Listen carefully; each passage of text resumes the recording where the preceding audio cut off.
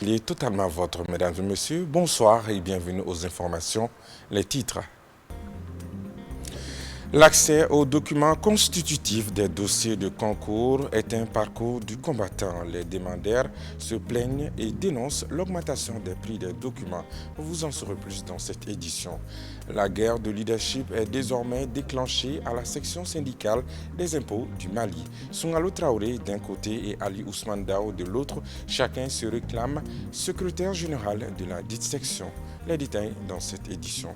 Les unités opérationnelles de l'Office central des stupéfiants ont saisi dans la nuit du 15 au 16 octobre dernier 440 kg de hashish d'une valeur de 300 millions de francs CFA à Sénou, en commune 6 du district de Bamako. Voilà pour le sommaire.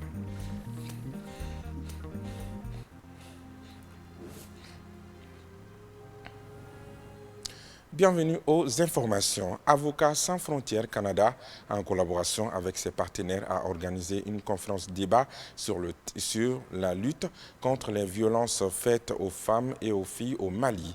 L'objectif est de rassembler les acteurs du changement ainsi que des organisations de défense des droits de l'homme autour d'un panel sur la problématique du mariage d'enfants au Mali afin de trouver des solutions idoines à ce phénomène. C'était ce vendredi au Conseil national du patronat du Mali. Le point avec Awasanogo Zakaria Oumar Keita.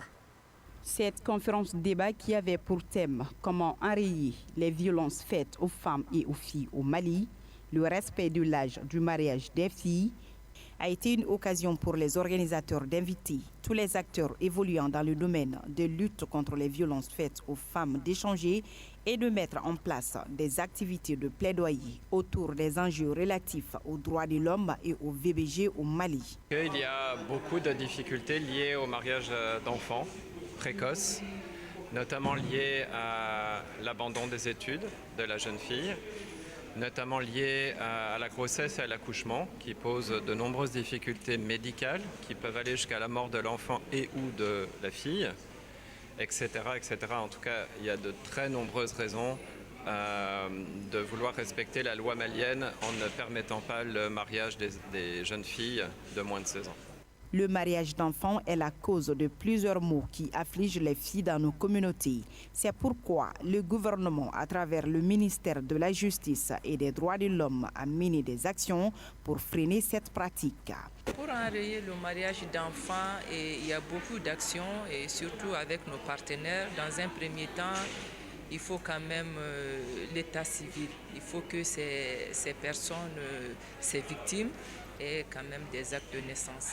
Et dans ce sens, le ministère de la Justice, avec certains partenaires comme UNICEF ou bien le HCR, est en train de mener des actions pour que beaucoup de personnes qui n'ont pas d'extrait d'acte de naissance pour les avoir, afin qu'on puisse établir lors de leur mariage si ces personnes, ces filles spécifiquement ont atteint l'âge de mariage.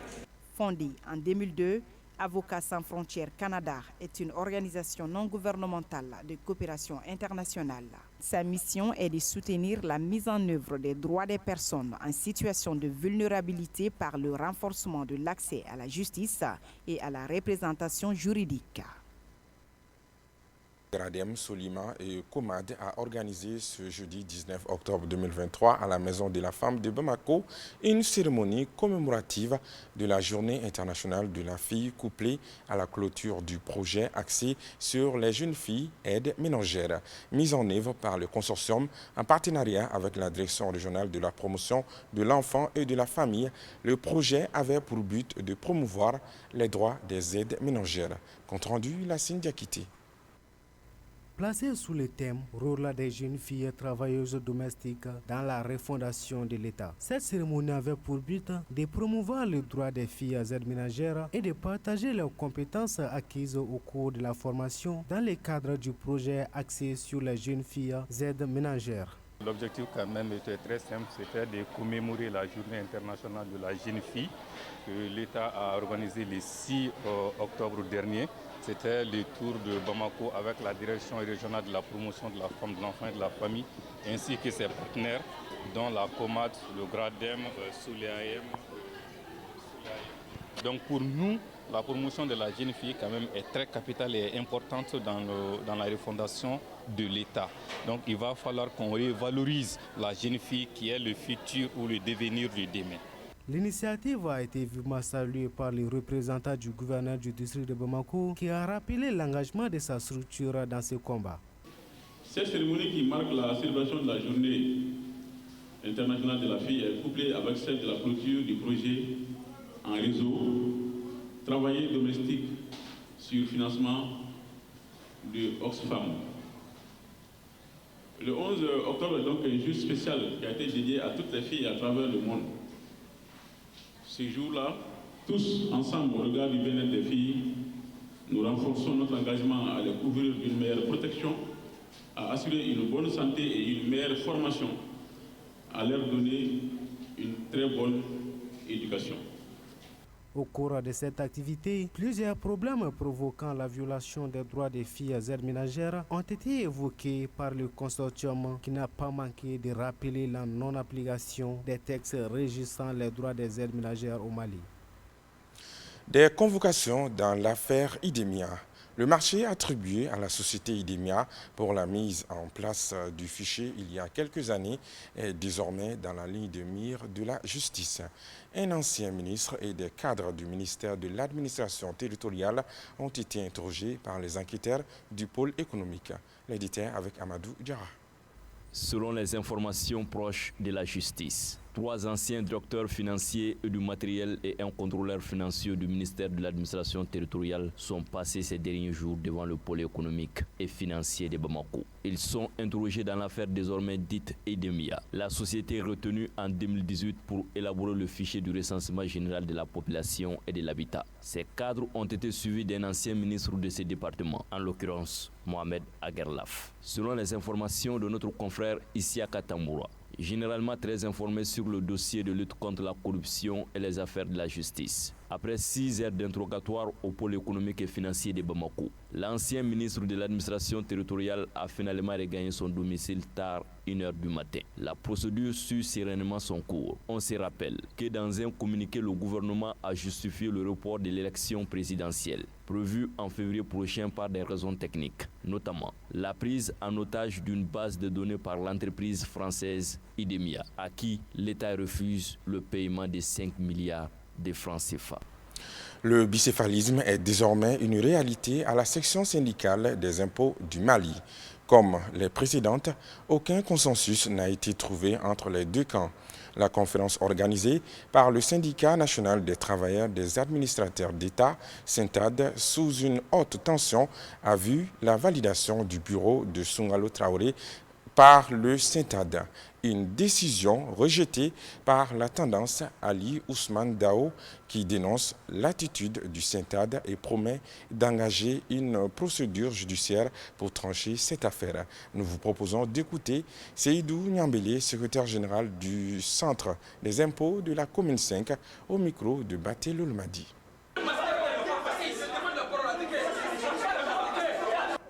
On a montré au SYNTAD que nous sommes une section. Mais dans cette section, nous sommes composés de 79 membres. Mais il y a 7 membres qui ont trahi la section. Ils ont donné la main à d'autres éléments en dehors de la section pour mettre un bureau parallèle en place. Nous avons dit au SYNTAD que nous ne voulons pas de cela aux impôts. Nous voulons qu'il y ait une symbiose aux impôts. Nous voulons qu'il y ait l'entente aux impôts. À ce titre, nous avons demandé l'implication personnelle du SYNTAD de trouver une solution au sein de cette belle famille, afin qu'il y ait la cohésion. Nous sommes arrivés en mars parce que nous savons que nous avons des gens devant nous, derrière nous. Nous savons que nous avons une base consciente derrière nous. Nous sommes venus en masse pour cette conférence. Ce n'est qu'une seule fois sur 5 ans. Nous savons que nous sommes le plus grand nombre de délégués. Et lorsqu'on est arrivé, à notre grande surprise, la sécurité a joué à la neutralité. Mais une neutralité que même nous-mêmes nous ne comprenons pas. Pour cause, le fait que c'est le SYNTAD qui a invité la sécurité à assurer la sécurité, les délégués, les secrétaires généraux, ils ont appelé certains secrétaires généraux en laissant les autres à la porte. Ils ont appelé certains délégués en laissant les autres délégués à la porte. Et c'est les délégués de l'autre camp, c'est les secrétaires généraux de l'autre camp. On a tout accepté. On dit que lorsqu'on va rentrer dans la salle, on va échanger afin qu'il puisse y avoir une solution. Mais malgré, on a compris qu'ils sont animés d'une mauvaise foi. Et c'est le SYNTAD même qui est complice. Et le SYNTAD participe à cette mascarade qui n'est que du dilatoire. on a donné une liste au CENTAD qui n'a pas été validée par les différents délégués, qui n'a pas été validée par les secrétaires généraux. Ils ont procédé à la lecture de cette liste et nous disons que nous ne pouvons pas participer à cette mascarade. On a pris la lourde responsabilité de sortir, rejoindre la base dehors, rejoindre les autres secrétaires généraux et délégués dehors pour leur dire que le bureau sortant n'a pas démissionné. Eux, jusqu'à preuve de contraire, les camarades secrétaires généraux de Ousmane Daou restent le secrétaire général et nous allons décider de mettre notre bureau en place tout de suite à la porte et après, on verra s'il y a lieu de porter plainte, on le fera parce qu'on va se référer à la procédure. Et l'Assemblée est souveraine et légitime. Nos tentatives pour prendre la réaction du camp de Soumalo Traoré sur la situation n'ont pas été couronnées de succès. Je vous le disais dans les titres, les unités opérationnelles de l'Office central des stupéfiants ont saisi dans la nuit du 15 au 16 octobre 2023 440 kg de hachis d'une valeur de 300 millions de francs CFA à Sénou, en commune 6 du district de Bamako. Aïssata Diarra.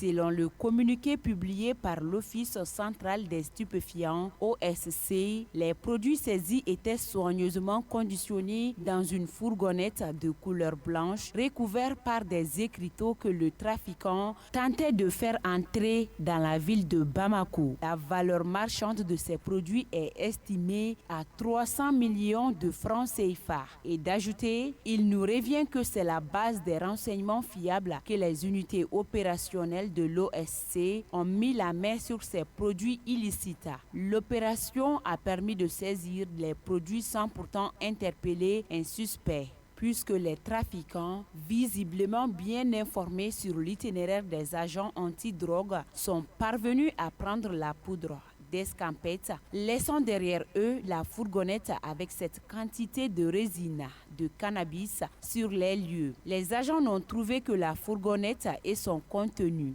En tout cas, apprend-on, c'est la première fois que l'Office central des stupéfiants procède à la saisie d'une telle quantité de hashish au Mali.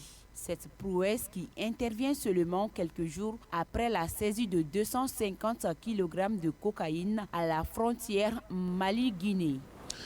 À Mopti, le consortium CAD Mali, Cordaid et leurs partenaires ont tenu une table ronde sur la revalorisation des autorités locales et coutumières sur la gestion des conflits. L'activité a rassemblé les légitimités traditionnelles, les autorités religieuses, administratives et politiques, les organisations des femmes et de la jeunesse, ainsi que les acteurs de la chaîne pénale. Moussa Traoré Soumaïla Aya pour les détails. Cette table ronde à dimension régionale a vu la participation des légitimités traditionnelles, les autorités régionales administratives et politiques, les organisations des femmes et de la jeunesse, ainsi que les acteurs de la chaîne pénale. Initiée par le consortium CAD Mali Cordaid, cette table ronde régionale contribue à la valorisation des institutions locales et coutumières dans la gestion des conflits. L'assise porte aussi la valorisation des autorités coutumières, parce que les autorités coutumières jouent un rôle capital dans la gestion des conflits. Nous sommes dans un pays à vocation religieuse et traditionnelle. Donc si on valorise ces autorités coutumières, peut gérer beaucoup de conflits. Et la gestion coutumière, généralement, c'est une gestion qui est moins coûteuse, qui amène la paix et la cohésion sociale et le vivre ensemble. Je pense que le but de cette rencontre est dans ce cadre-là. Moment de réflexion, instant d'échange d'expression et de partage d'expériences, voilà entre autres temps forts qui ont marqué cet espace de dialogue et de libre-échange. Les légitimités traditionnelles et coutumières jouent un rôle de régulateur dans notre société. Ils sont les garants de la cohésion sociale, de la stabilité, du vivre ensemble, mais aussi de la prévention et de la gestion des conflits dans nos différentes localités. Convaincus que l'amélioration de l'accessibilité à la sécurité et à la justice passe par l'implication de la communauté elle-même à travers des approches concertées avec les forces de sécurité, il convient d'apprécier à juste valeur les efforts de la CAD Mali dans le renforcement de la sécurité humaine à travers le pays. Au terme des travaux de cette table ronde régionale sur la rivalisation des autorités locales et coutumières sur la gestion des conflits, les participants sont sortis outillés sur les mécanismes locaux et traditionnels de gestion des conflits. L'activité entre dans le cadre du projet Gesto Futur, mis en œuvre par le consortium CAD Mali Cordaid et financé par le Royaume des Pays-Bas.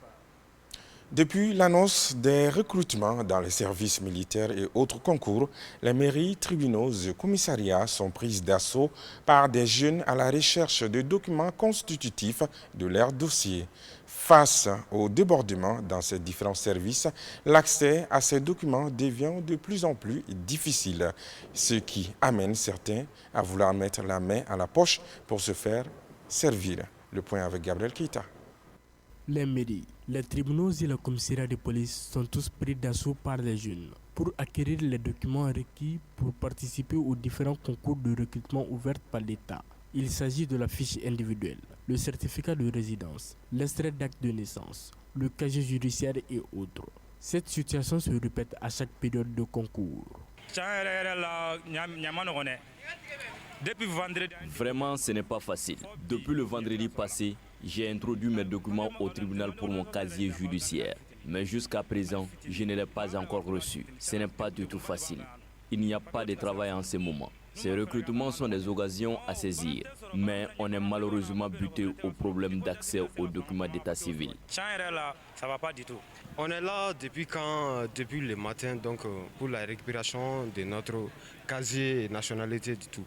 Donc jusqu'à présent, on n'arrive pas à les récupérer, quoi. Bon, la difficulté est majeure même de prendre du temps avec ces récupérations-là, donc ça nous pose beaucoup de problèmes même. Depuis 6 heures du matin, je suis au tribunal pour avoir mon casier judiciaire. Mais jusqu'à présent, je ne parviens même pas à déposer mes documents. Aussi, les jeunes dénoncent les magouilles qui entourent ces opérations. Même l'autre jour, j'étais parti au tribunal pour mon casier judiciaire et la nationalité. Ça m'a coûté 6 000 francs CFA au lieu de 750 francs CFA. Maintenant, la population est fatiguée de ces agissements. On est venu légaliser nos documents. En principe, ça devait nous coûter 100 francs CFA. Mais face aux besoins urgents, ils nous font payer 500 francs CFA. Ici, nous sommes à la mairie de la commune 6 du district de Bamako, à la rencontre du 4e adjoint au maire, chargé de l'état civil, Adama Doumbia. L'officier d'état civil nous donne des explications sur les causes du désordre au niveau de sa mairie. C'est la mairie où on se plaint. Sinon, allez-y dans les tribunaux, c'est des rangs infinis qui sont devant les tribunaux. Mais on ne peut pas comprendre pour un concours, il y a combien de jeunes qui sont en mouvement aujourd'hui pour faire les documents. Même si vous mettez une mairie dans toutes les rues de Bamako, ce n'est pas suffisant. C'est des dossiers qui doivent être préparés dans la durée. Mais on a compris que les Maliens n'aiment pas se préparer. On ne doit pas attendre le concours pour se lancer dans la préparation des dossiers. Les fiches individuelles, les attestations qu'on est en train de légaliser aujourd'hui, toute la journée, on peut les préparer en attendant. Maintenant, on est en train de s'accuser. Les maires sont bloqués, les tribunaux sont bloqués, les enfants sont fatigués. Nous-mêmes, on en a pitié. Au centre d'état civil des 1008 logements sociaux en commune 6, la maire déléguée est aussi débordée en cette période préparatoire des dossiers de concours. Je dirais que ça fait au moins une semaine aujourd'hui, parce que depuis le vendredi passé, les jeunes, il y a une très grande influence à la mairie. Les jeunes sont là pour avoir des documents d'état civil. Ces documents-là les servent de passer les concours de recrutement dans les différents corps qui ont été annoncés ces derniers jours. Donc ça fait au moins une semaine aujourd'hui qu'ils sont là à la recherche de ces documents. Face à la situation, les autorités municipales appellent les candidats à plus de patience. Mais l'autre problème, c'est que quand vous partez au bureau, là où ça doit être remis aux jeunes, c'est compliqué. C'est quelques éléments qui sont là à lire le nom des titulaires pour les transmettre. On ne peut pas donner ça dans le désordre, sinon d'autres vont perdre leurs documents ici. Donc il faut faire très très attention. Quand ils viennent, il faut qu'ils soient un peu patients.